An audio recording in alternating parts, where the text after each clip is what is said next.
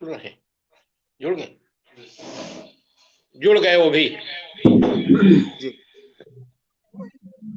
नमस्कार, मैं हूं राजीव और आप देख रहे हैं आपकी खबर।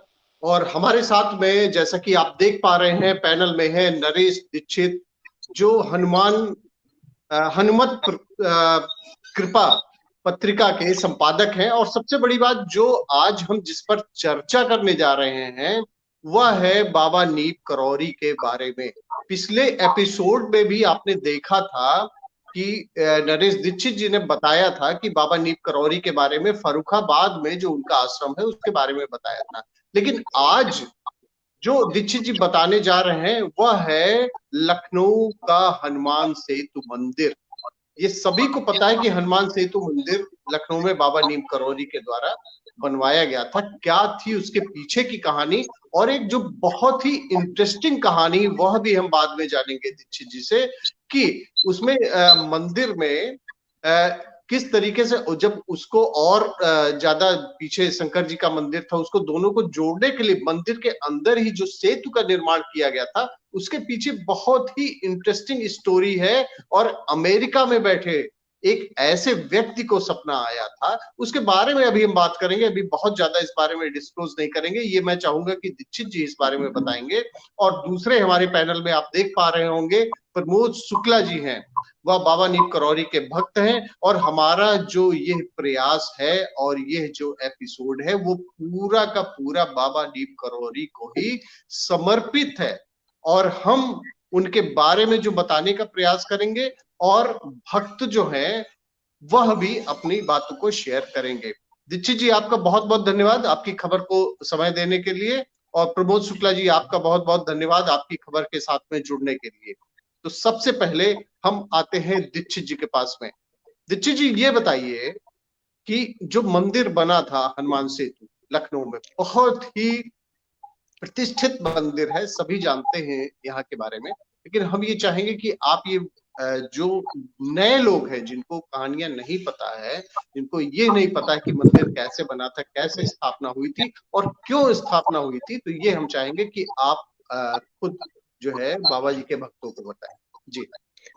बाबा बाबा नीम नीम करोड़ी करौरी महाराज महाराज जी जी 1940 से लेकर और 1967 एक तक। मिनट, एक मिनट।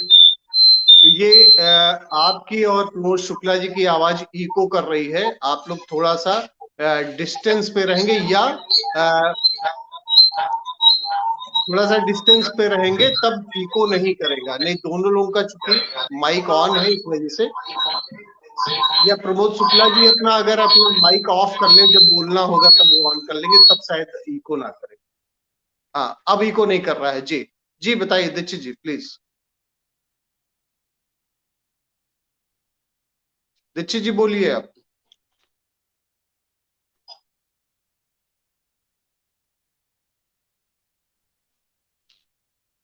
दीक्षित जी, आपका वीडियो स्टिल हो चुका है। आप एक बार लॉग इन करके। ठीक। जी, अब आप जुड़ चुके हैं। जी जी जी जी। जी जी, बताइए। ये बाबा नीम करोड़ी महाराज जी लखनऊ में और 1967 तक हर साल लगातार कई बार महीने साल में आते थे। और हफ्ते भर 10 दिन 15 दिन यहाँ रहते थे। जी रहना था। पुराना हनुमान सेतु मंदिर जो गोमती के किनारे है, वो वहां बैठकर जी हनुमान जी की सेवा करते थे और वहीं भक्त आने जाने वाले लोगों को प्रसाद वितरित करते थे। ये जी 1940 से लेके और 70 तक कार्यक्रम चला उनका। इसी बीच लखनऊ में गोमती पर जो पुराना पुल था उसका निर्माण होना था। और उस निर्माण में जिस कंपनी की के ठेकेदार उसको बना रहे थे, वो बार बार उसके खंभे जो पिलर थे वो हिल जा रहे थे। जी कई बार प्रयास के बाद जब वो पुल नहीं बन पा रहा था, तो कुछ लोगों ने कहा कि ये बाबा जी जो यहाँ बैठते हैं, आप इनसे आशीर्वाद लीजिए, तभी ये पुल बन पाएगा। तो उन लोगों ने, जी जो निर्माण कार्य कर रहे थे, जो ठेकेदार और लोग थे, उन्होंने बाबा जी से आशीर्वाद मांगा और कहा कि हमारा जी ये पुल बन जाएगा, ये पुल बन जाए किसी से। तो उन्होंने कहा, बाबा जी ने, कि तुम्हारा पुल तो बन जाएगा, लेकिन पुल बनने के बाद यहाँ आपको एक हनुमान जी का मंदिर बनवाना पड़ेगा। उन्होंने कहा ठीक है, पुल हमारा बन जाए तो हनुमान जी का मंदिर हम बनवा देंगे। जी बाबा जी के आशीर्वाद से, उनकी कृपा से, वो उनके जो खंभे हिल जा रहे थे रोज, वो नहीं हिले और वो पुल बन गया। तो जहां पर जी उनका सामान पुल का रखा हुआ था, वो स्थान गोमती नदी और विश्वविद्यालय के सामने जो सड़क थी उसके बीच का स्थान था। लो लैंड थी, वो नीचे का स्थान था। तो बाबा जी ने कहा कि जहां ये सामान आपका रखा है, यहीं पर मंदिर आप बनवा दीजिए। तो वो जो जोशी कंस्ट्रक्शन कंपनी के लोग थे, ठेकेदार थे, उन्होंने वहां मंदिर, हनुमान सेतु मंदिर बनवाया। और उन बसंत पंचमी 26 जनवरी 1967 को बाबा जी ने हनुमान जी की मूर्ति की स्थापना की। जी धीरे धीरे करके वहां बाबा जी की भी मूर्ति लगी, वहां गणेश जी, सरस्वती जी, लक्ष्मी जी, और अभी जल्दी ही कुछ साल पहले वहां शंकर जी का मंदिर बना, राम दरबार बना, दुर्गा जी की मूर्ति बनी, स्थान पर बना है। जी तो बाबा जी यहाँ आते थे, लोगों को प्रसाद बांटते थे के किनारे। उन्होंने एक मंदिर वहां जरूर जाते हैं, जब हनुमान सेतु मंदिर जाते हैं, तो बाबा बाबा जी का धीरे धीरे धीरे करके यहाँ आना बढ़ता रहा। और वो 1967 तक तो लगातार आए, हर साल तो कई बार आए, महीने साल में। लेकिन 67 के बाद 70 तक वो कभी कभी आते थे, 2-3-4 दिन के लिए, क्योंकि उनका स्वास्थ्य कुछ बहुत अच्छा नहीं रहता था, तो जिसकी वजह से वो कम आना उनका हो गया था। जी जी। और अच्छा। जो ये शंकर जी का जी मंदिर पीछे बना है, इसके बारे में जी जी, बस कुछ जी आप कुछ कहना चाह रहे हैं? जी। और अभी जो बहुत ही इंटरेस्टिंग, जो पुल के बाद जो मंदिर के अंदर दोनों, जहाँ शंकर जी का मंदिर बना हुआ है, राम दरबार बना हुआ है, और पुराना ये जो मंदिर बनाया गया था, इन दोनों को जी जोड़ने के पीछे जो पुल बना था, उसके पीछे जो कहानी थी, वो अभी हम आपसे बाद में फिर से पूछेंगे, क्योंकि वह बहुत ही कम लोगों को पता है। मंदिर कैसे जी बना ये तो लोगों को पता है, लेकिन वो बहुत ही जी कम जी लोगों को पता है। और इसके बारे में चाहेंगे कि जी अभी आपके पास में फिर से वापस आ रहे हैं, क्योंकि हमारे साथ में प्रमोद शुक्ला जी भी हैं। प्रमोद शुक्ला जी, क्या आप मेरी आवाज को सुन पा रहे हैं क्या? आप अपना माइक ऑन कर लें, अगर मेरी आवाज को सुन पा रहे हैं तो अपना माइक ऑफ ऑन कर लें। आप अपना माइक ऑन कर लीजिए। उसमें माइक का ऑप्शन है, आप माइक अपना ऑन कर लीजिए। जी आपकी, जी। जी, अब उसमें आया। बालू और दीक्षित जी, दीक्षित जी का दीक्षित जी का माइक ऑफ कर दीजिए। जी जो माइक का ऑप्शन दिख रहा है उसको अभी दीक्षित जी आप ऑफ कर दें, और अभी हम फिर से दीक्षित जी के पास में वापस आएंगे, क्योंकि दीक्षित जी से बहुत ही महत्वपूर्ण बातें करनी है। और शुक्ला जी, आपका बाबा जी के साथ, जी अब आपका ऑफ हो गया है, अब इको नहीं करेगी आवाज। तो प्रमोद शुक्ला जी, आपका बहुत बहुत धन्यवाद आपकी खबर के साथ में जुड़ने के लिए। और ये जो हमारा एपिसोड है वो बाबा जी को ही समर्पित है, और बाबा जी के बारे में ही हम इस कार्यक्रम में चर्चा करते हैं। कैसे लोग उनसे जुड़ते हैं, क्या उनके चमत्कार रहे, क्यों बाबा के भक्तों की संख्या देश और विदेश में लगातार बढ़ती जा रही है, तो आपका जुड़ना कैसे हुआ बाबा जी से? सन 2010 में, और मैं सीतापुर में एज ए शिक्षक जो है नियुक्त था, तो वहां से मैं उत्तराखंड घूमने जाया करता था, जैसे पर्यटक जाते हैं जो है। तो जी 2010 में कैंची धाम के सामने से मैं निकला और कैंची धाम की सीढ़ियों को केवल प्रणाम किया और अंदर नहीं गया मैं। और मेरे मित्र ने बताया कि ये बाबा नीम करोली जी का स्थान है, बस इतनी ही जानकारी थी। और उसके बाद जब मैं लखनऊ ट्रांसफर होकर आया 2013 में, तो इस बीच में जब भी निकलता था तो सड़क से ही प्रणाम करके मैं चला जाता था, बाबा की महिमा को मैं नहीं जानता था। और जी फिर एक समय ऐसा आया कि 2019 में हमारा एक्सीडेंट होता है, और मैं बेड पे था, ऑपरेट होने के बाद घर में था, और कुछ बाबा जी के बारे में इंटरनेट पे हमने अचानक मेरे सामने चीजें आने लगी। मैं तो ये मानता हूँ कि उस समय बाबा जी जब जिसको जोड़ना चाहते हैं, तो वैसी स्थितियां और परिस्थितियां जो है स्वयं वो प्रकट कर देते हैं। और फिर लॉकडाउन का टाइम आया, कोरोना का, अमेज़न से हमने कुछ किताबें मँगाई, बाबा जी के बारे में जाना और सब कुछ। और उन किताबों में जो बाबा जी के सशरीर लीला और शरीर लीला के बाद जो लोगों ने लिखा था कि बाबा जी मिलते हैं, दर्शन देते हैं, बात करते हैं, स्वप्न देते हैं, तो मुझे लगता था कि ऐसा हो तो सकता है, लेकिन क्या ऐसा होता है जो है? लोगों ने अपने अनुभव लिखे हैं, इतने सारे लोगों ने। तो उसमें से जी मुझे साक्षात जो है 28 जनवरी को मुझे ऐसा अनुभव हुआ साक्षात महाराज जी का। और उस दिन भर में महाराज जी की उसमें जो है उन्होंने जो अनुभव मुझे कराया दिन में जो है, मुझे पूर्ण विश्वास हुआ कि महाराज जी आज भी जो है भक्तों के साथ अपनी लीला कर रहे हैं, और वो जब जिसको जोड़ना चाहते हैं तो महाराज जी जी कृपा करते हैं, और अहेतुक अकारण कृपा करते हैं महाराज जी। और फिर मैं 2019 के दिसंबर से महाराज जी से जुड़ा, और निरंतर अब उनकी भक्ति और हनुमान जी के चरणों में उन्होंने हमको जो है जोड़ रखा है महाराज जी ने। चलिए, बहुत अच्छी बात है। तो आपको मतलब कभी ऐसा कोई अनुभव, कोई ऐसा आपका रहा हो कि जब आप जब आपको ऐसी जरूरत महसूस हुई हो कि हाँ, आपने पुकार लगाई हो सीधे बाबा जी से, और आपको ये लगा हो, ये अनुभव हुआ हो कि हाँ, आपकी बातें सुनी गई हैं, आपके ऊपर कृपा हुई है, तो ऐसा कभी हुआ था क्या जी, आपके साथ? जी, मैं जब उनका साहित्य पढ़ रहा था महाराज जी का, उन पर बहुत जी सारे भक्तों ने किताबें लिखी हैं। विदेशों में तो बहुत सारा साहित्य उपलब्ध है उसका, जी लेकिन हिंदी में अपने भारत में जो है जितना आप महाराज जी के बारे में विदेशों में फॉरेनर्स ने लिखा है, तो सही बात। उसी से कनेक्टेड होते हुए 2-3 किताबें अनंत कृपा और अनंत कथामृत और सोई जानो जो देह जनाही, ये 2-3 पुस्तकें हैं, इनका मैं अध्ययन कर रहा था। मेरे मन में भी यही प्रश्न आया।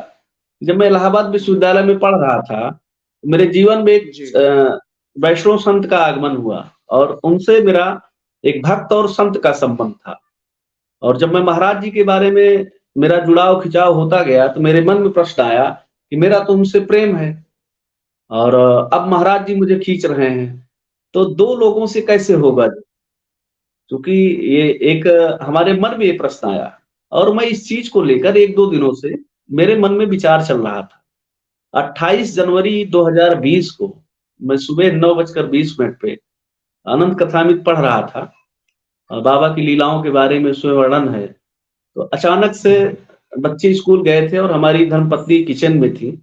बहुत तेज आवाज गूंजती है, चूंकि महाराज जी के कई वीडियो जो इंटरनेट पे हैं उसमें उनकी आवाज हम सुन चुके थे, राम राम करते हुए, कुछ भक्तों से बात करते हुए। तो उन्होंने मुझे सीधे-सीधे जैसे एक बहुत तेज आवाज़ से डाँटते हुए उन्होंने कहा, "जा, वो तेरे गुरु हैं, जीवन समर्पित कर, उनके निर्देशों पर जीवन बिता, जा।" और जब ये इतनी तेज आवाज़ थी कि मेरे शरीर में कंपन हुआ, और मेरी किताब मैंने बंद की और मैं अगल-बगल देखा, कहीं कुछ नहीं, और मैं रोना, वो एक समझिए कि सहज प्रक्रिया थी। अचानक से रोए-रोए कंपन होने लगे, रोना शुरू हो गया, हिचकियाँ आने लगी, और एक ऐसी अहेतुक उनकी कृपा हुई कि मेरा जो प्रश्न था कि अब 2 लोग कैसे रहेंगे, तो उनसे मेरा प्रेम है, मेरी उनसे उनसे जो है संत हैं, और आज 20 साल से उनसे हमारे प्रेम संबंध है, भक्ति है, और मैं उनसे मिलने जाता हूँ, महाराज जी हमारे जीवन में इनका आगमन हो रहा है। तो महाराज जी कभी किसी को शिष्य नहीं बनाते थे। अगर उन्हें लगता था कि इनके जीवन में कोई गुरु है या कोई अच्छा साधु है, कोई अच्छा मार्गदर्शक है, तो वो अपने जीवन काल में भी भक्तों से कहते थे कि वो तेरा गुरु है। और ठीक उसका उत्तर जो है महाराज जी ने दिन में मुझे दिया कि जा वो तेरे गुरु हैं। ये साक्षात दिन भर अनुभूतियां मेरे बनी रही और महाराज जी ने साक्षात जो है हमें जो है अनुभूति कराई। जी, तब से आप लगातार जो है बिल्कुल। महाराज जी और से एक आप दो बार स्वप्न में भी महाराज जी कभी कभी कृपा करते हैं, तो एक दो जी बार ऐसा स्वप्न में भी अनुभव हुआ है। देखिए, यही जो आपकी खबर के दर्शक हैं और जो ये नरेश दीक्षित जी जो हनवत कृपा के संपादक हैं, अभी दीक्षित जी स्क्रीन पर दिख नहीं रहे हैं। अगर वो आसपास हो आपके तो आप बता दें कि वो फिर से लॉग इन कर लें। अभी वो स्क्रीन पर दिख नहीं रहे हैं।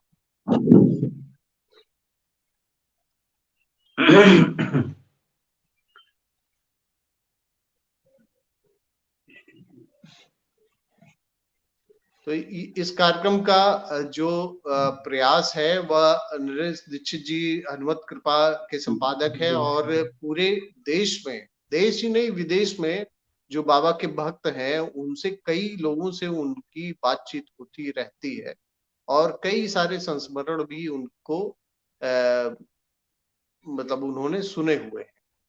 तो फिर ये बातें उन्होंने बताई तो मैंने कहा कि ये जो है अगर एक कोई ऐसा कार्यक्रम शुरू किया जाए जहां बाबा के भक्तों को जोड़ा जाए और वह अपनी जो अनुभूतियां हैं, जैसा कि अभी जो हमारे व्यूअर्स हैं वो सुन पा रहे थे प्रमोद शुक्ला जी को, उन्होंने अपने जो उनकी अनुभूतियां थी उसको आपकी खबर के व्यूअर्स के साथ में शेयर किया। लेकिन अभी हमारे साथ में जो अभी एक बहुत ही महत्वपूर्ण जो एक चमत्कार हुआ था जिसको आसान नहीं है लोगों के लिए बहुत ही उसको समझ पाना, उसके बारे में हम नरेश दीक्षित जी से जानेंगे। अभी वह स्क्रीन पर नहीं दिख रहे हैं, कुछ टेक्निकल इशू आ गया होगा। तो दीक्षित जी क्या आप सुन पा रहे हैं क्या हमें? आप फिर से लॉग इन कर लीजिए। हाँ चलिए, इसी से आप आ जाइए। चलिए और थोड़ा सा सेट कर लिए। जी जी जी ठीक है। तो जैसा कि हमारे व्यूवर्स देख पा रहे होंगे कि स्क्रीन पर जो अभी दिख रहे हैं नरेश दीक्षित जी फिर से आ गए हैं स्क्रीन पर और वह किसी टेक्निकल कुछ इश्यूज के वजह से डिस्कनेक्ट हो गए थे, लेकिन चूंकि प्रमोद शुक्ला जी साथ ही में थे तो उन्होंने कनेक्ट कर दिया है। स्क्रीन पर जो लिखकर अभी आ रहा है प्रमोद शुक्ला, वह नरेश दीक्षित जी हैं, हनवत कृपा के संपादक हैं। और ये मैं और दर्शकों को बताना चाहूंगा कि ये जो कार्यक्रम हो रहा है वह दीक्षित जी की ही प्रेरणा से हो रहा है, क्योंकि उनका सुबह से लेकर शाम तक जो बाबा के भक्त हैं उनसे जुड़ाव कहीं ना कहीं रहता है। पत्रिका के संबंध में वह बात लोगों से करते हैं। इसी में कई सारे संस्मरण भी उन्होंने कई, अभी कल तो एक बहुत ही इंटरेस्टिंग उन्होंने ऐसा एक संस्मरण बताया था, लेकिन उसके बारे में फिर किसी दिन हम वार्ता करेंगे। लेकिन आज दीक्षित जी से जो अभी जानने जा रहे हैं वह लखनऊ, चूंकि अभी आज हम बातें कर रहे हैं हनुमान सेतु मंदिर के बारे में, तो दर्शकों को यह बता दें कि हनुमान सेतु का मंदिर जिन लोगों ने देखा हुआ है, हनुमान सेतु के मंदिर अगर गए होंगे तो वहां उन्होंने देखा होगा कि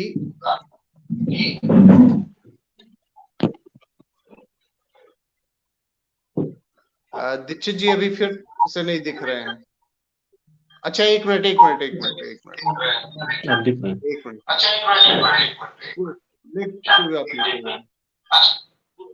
प्रमोद जी आप अपना माइक अपना बंद कर दीजिए।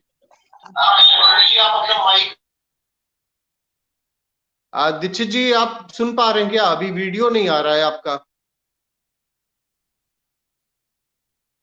आप कनेक्ट तो हो गए हैं लेकिन वीडियो नहीं आ रहा है। आप अपना माइक और कैमरा दोनों ऑन कर लीजिए।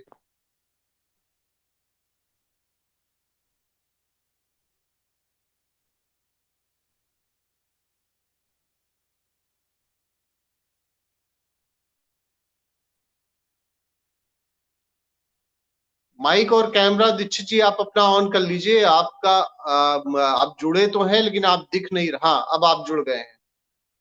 आपको मेरी आवाज आ रही है क्या? आप फिर से डिस्कनेक्ट हो गए हैं।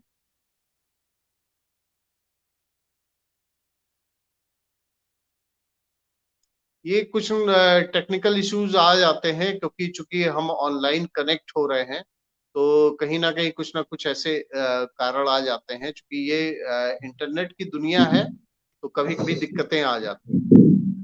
तो जी हाँ, तो दीक्षित जी फिर से जुड़ चुके हैं। और जो दूसरा फोन है उसमें कह दीजिए कि माइक बंद कर दें। जी जी, तो आपको आवाज आ रही है दीक्षित जी? हाँ आ रही। जी, अब क्लियर है। तो इसमें आज जो हम जानना चाहते हैं आपसे, जो बेहद महत्वपूर्ण है, जरा आप उस बारे में बताइए कि ये जो मंदिर के अंदर ही दोनों, जो एक नया परिसर बनाया गया, इन दोनों को जोड़ने के लिए जो बीच में एक सेतु जैसा, ब्रिज जैसा जो बनाया गया है, इसके पीछे क्या कहानी, कैसे बना था ये, किन लोगों ने आके बनवाया था, और कैसे ये सब, बहुत चुकी आपने बता रखा है, मुझे बहुत इंटरेस्टिंग है, तो मैं चाहूंगा कि सीधे आप दर्शकों को ये बात बताएं। पहले जो हनुमान मंदिर बना था, वहां शंकर जी की छोटा मंदिर नीचे पुराना बना था, लेकिन शंकर जी का एक बड़ा मंदिर बनना था। और इसके लिए एक हनुमान जी की मूर्ति से लेते हुए एक कॉरिडोर बनना था जो पीछे तक जाना था। तो बाबा जी की कृपा ऐसी कुछ रही कि अमेरिका में एक भारतीय मूल का परिवार, जो पिछले करीब 100 साल से अमेरिका में रह रहा था, उस परिवार में कोई इंजीनियर थे। उनको रात में सपना आया बाबा जी का। वो लखनऊ को नहीं जानते थे। उनको सपना आया कि भारतवर्ष में उत्तर प्रदेश प्रांत में लखनऊ शहर है, वहां एक लखनऊ विश्वविद्यालय के सामने हनुमान जी का मंदिर है, उसको हनुमान सेठ मंदिर कहते हैं, और उस मंदिर में एक कॉरिडोर बनना है, वो कॉरिडोर आपको बनाना है। ये सपना उनको आया। और वो सपना इतना स्पष्ट था कि उनको सुबह जब जगे तो बंद कर दें, दूसरा फोन कह दीजिए बंद कर दें, आवाज ही को कर रही है। दूसरा फोन वो मंदिर, वो सपना इतना स्पष्ट था कि उनको लगा कि कोई बाबा जी कम्बल ओढ़ के आए हैं और हमें ये सीधे कह रहे हैं। उन्हें सुबह पूरा सपना याद था। उन्होंने अपने परिवार में लोगों को बताया, और उन लोगों से आचार्य नरेंद्र देव जी के परिवार के लोग उनसे कुछ परिचित थे। तो दिल्ली में आचार्य नरेंद्र देव जी के बेटे रहते थे, तो उनके परिवार के लोगों ने उनसे संपर्क किया कि क्या लखनऊ में ऐसा कोई मंदिर है, लखनऊ विश्वविद्यालय के सामने जो हनुमान जी का मंदिर हो। तो कहा हाँ। तो पूछा कि किसने बनवाया, तो बताया कि बाबा नीम करोरी महाराज ने बनवाया था। तो ये रिलेट हुआ कि बाबा जी का जो सपना था बिल्कुल सही था, और उनको ये निर्देश दिया गया, क्योंकि वो इंजीनियर थे, कि ये कॉरिडोर आपको बनाना है हनुमान जी के मंदिर से होते हुए और शंकर जी के मंदिर तक जाने। वो आए दिल्ली में आचार्य नरेंद्र देव जी के बेटे के साथ लखनऊ आए, और यहाँ हनुमान सेठ मंदिर ट्रस्ट के जो सचिव थे दिवाकर त्रिपाठी जी, उनसे मिले और उनको बताया कि ऐसी ऐसी बात, ऐसा ऐसा सपना हमने देखा है, और क्या ऐसी कोई योजना आपकी। तो कहा हाँ बिल्कुल ऐसी मेरी योजना है, हम यहाँ से कॉरिडोर एक बनाना चाहते हैं जो शंकर जी के मंदिर तक जाए, और वहां शंकर जी का मंदिर बन रहा है, तो भक्तों के जाने के लिए ये एक रास्ता, एक पुल टाइप का, मंदिर के अंदर ही बाईपास पुल टाइप का एक कॉरिडोर बनाना चाहते हैं। तो उन्होंने कहा क्या आपने कोई इसका एस्टीमेट बनाया है? तो उन्होंने कहा हाँ, हमने किसी इंजीनियर को बुला के दिखवाया है, और करीब 42 लाख रुपए उस पर खर्च हो रहा है। तो उन्होंने कहा मैं भी इंजीनियर हूं, और मुझे भी दिखाइए कि क्या बनना है, कैसे बनना है। तो जो मंदिर के जिम्मेदार लोग थे, उन्होंने त्रिपाठी जी के निर्देश पर उन लोगों ने वो स्थान दिखाया कि यहाँ से यहाँ तक ये बनना है। इसकी इतनी लंबाई है, इतनी चौड़ाई होगी, ये हम लोग चाह रहे हैं। तो उन्होंने एस्टीमेट निकाला, तो उन्हें लगा कि जो एस्टीमेट बना है ये करीब करीब ठीक है, 1-2 लाख रुपए कम ज्यादा लग सकता है बस, लेकिन ठीक है। तो उन्होंने कहा कि बस मेरा अनुरोध सिर्फ इतना है कि ये जो कॉरिडोर बन रहा है ये आप अपने हिसाब से बनवाइए, इसमें जो भी खर्चा लगे वो हमसे ले लीजिए, मैं उसको खर्चा देना चाहिए, कॉरिडोर मेरी तरफ से बनवा दीजिए, क्योंकि बाबा जी ने हजारों किलोमीटर दूर मुझे ये सपने में कहा है या निर्देश दिया है। तो मंदिर ट्रस्ट के लोगों ने उनकी बात स्वीकार कर ली, और जब मंदिर बना, जब वो कॉरिडोर बना, तो उस पर करीब 47 लाख रुपए खर्च हुआ, जिसे अमेरिका में रहने वाले भारतीय मूल के व्यक्ति ने, जिनको बाबा जी ने सपना दिया था, उन्होंने उसका भुगतान किया। और ये बात बहुत पुरानी नहीं है, ये अभी 2-4 साल पुरानी बात है। तो अच्छा। कहने का मतलब सिर्फ इतना है कि बाबा जी आज भी जो सच्चे मन से याद करता है उसको मिलते हैं, उससे बात करते हैं, उनको सपने में आते हैं, और कई बार तो साक्षात दिखाई भी पड़ते हैं। वो कम्बल ओढ़े भी दिखाई पड़ सकते हैं, वो कहीं बैठे भी दिखाई पड़ सकते हैं, और जो भी भक्त उनको, जैसे अभी प्रमोद शुक्ला जी ने कहा कि मैं जब बाबा जी की पुस्तकें ज्यादा पढ़ रहा था तब मुझे एहसास हुआ, तब मुझे सपना आया, तब मुझे आवाज आई। तो ये बात कई लोगों ने मुझे बताई है। अभी कल ही मुझे डॉक्टर सतीश चंद्र अग्रवाल जी हल्द्वानी के रहने वाले हैं, वो उनकी बेटी भी, वो भी आईएएस थे, उनकी बेटी भी आईएएस है, गांधीनगर में रहती है, वहां गुजरात सरकार में पोस्टेड है।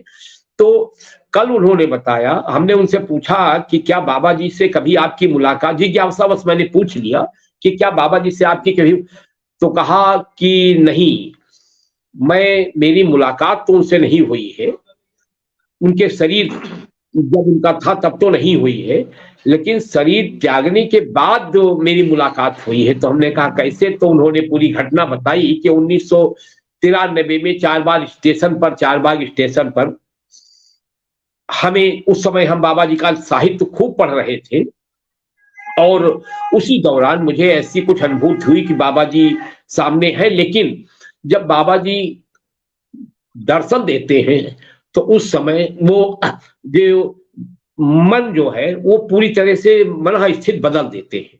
मन स्थित बदल इसलिए देते हैं कि ये मन स्थित ठीक रहे तो बाबा जी के चरण कोई छोड़े ही ना, तो इसलिए वो मन स्थिति ऐसी बदल देते हैं कि उस समय आप भी थोड़ा ऊहापोह में रहता है कि बाबा जी हैं या नहीं है।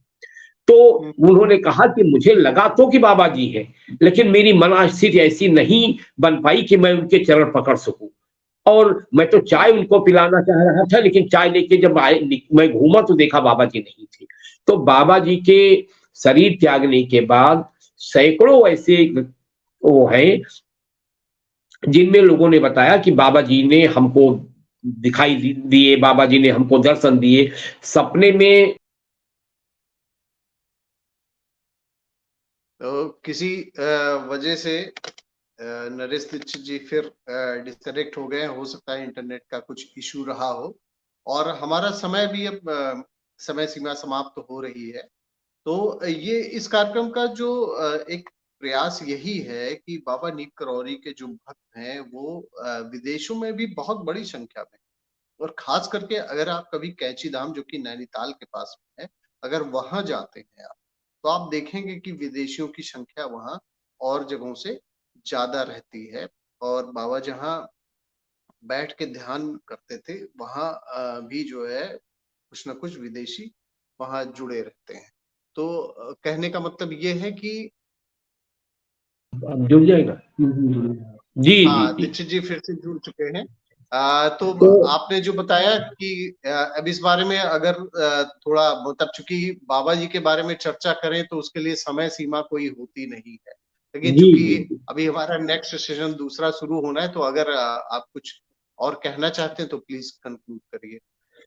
नहीं, मैं यही कहना चाह रहा हूं कि बाबा जी आज भी मौजूद हैं, जो सच्चे मन को से उनको याद करता है उनको स्वप्न में भी दिखाई देते हैं।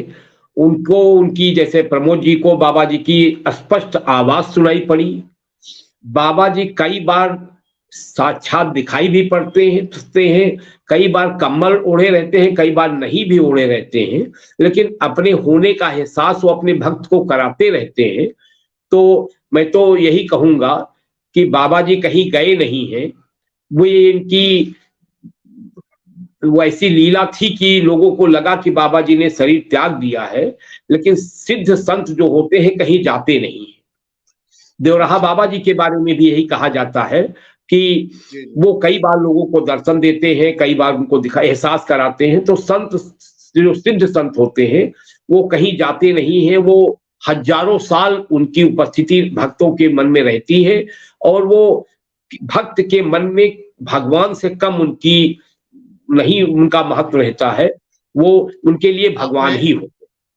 जी, आपने बहुत ही महत्वपूर्ण बातें बताई, और बाबा के बारे में तो उनके भक्तों की संख्या इतनी ज्यादा है। और आज हम धन्यवाद करना चाहेंगे प्रमोद शुक्ला जी का भी, जो आपकी खबर के साथ में जुड़ने के लिए। और ये दीक्षित जी का प्रयास रहता है, दीक्षित जी के पास में चूंकि जो बाबा जी के भक्त हैं वो लगातार जुड़े रहते हैं उनसे, इस वजह से ये जो हम लोगों ने एक एपिसोड जो शुरू किया वो बाबा जी को ही पूरी तरीके से समर्पित है। उनके भक्तों को जो भी अनुभव होते रहे, जो भी वो जानते हैं, इसको हम आगे भी शेयर करते रहेंगे। क्योंकि आज के हमारे कार्यक्रम की समय सीमा समाप्त हो चुकी है। फिर आगे के एपिसोड में नरेश दीक्षित जी द्वारा जानिएगा बाबा जी के बारे में, और कहीं किसी के बारे में हम चर्चा करेंगे। आज हनुमान सेतु के बारे में चर्चा हुई है जो लखनऊ में है उत्तर प्रदेश में, और इसके पहले जो हमारी चर्चा हुई थी उत्तर प्रदेश में ही जो बाबा जी का आश्रम है फर्रुखाबाद में, वहां के बारे में चर्चा हुई थी। आगे के एपिसोड में दर्शकों को फिर से बताया जाएगा कि कहाँ के बारे में फिर से चर्चा की जाएगी। लेकिन अगर कोई दर्शक भी खुद भी जुड़ना चाहता है तो वो दीक्षित जी से भी संपर्क कर सकता है और आपकी खबर से भी संपर्क कर सकता है, और उनको आपकी खबर के द्वारा प्लेटफॉर्म प्रोवाइड किया जाएगा कि वो अपनी बातों को रख सकें। दीक्षित जी आपका बहुत बहुत धन्यवाद आपकी खबर के साथ में जुड़ने के लिए, और प्रमोद शुक्ला जी का भी बहुत बहुत धन्यवाद आपकी खबर के साथ में जुड़ने के लिए। और आगे फिर हम मिलेंगे। धन्यवाद।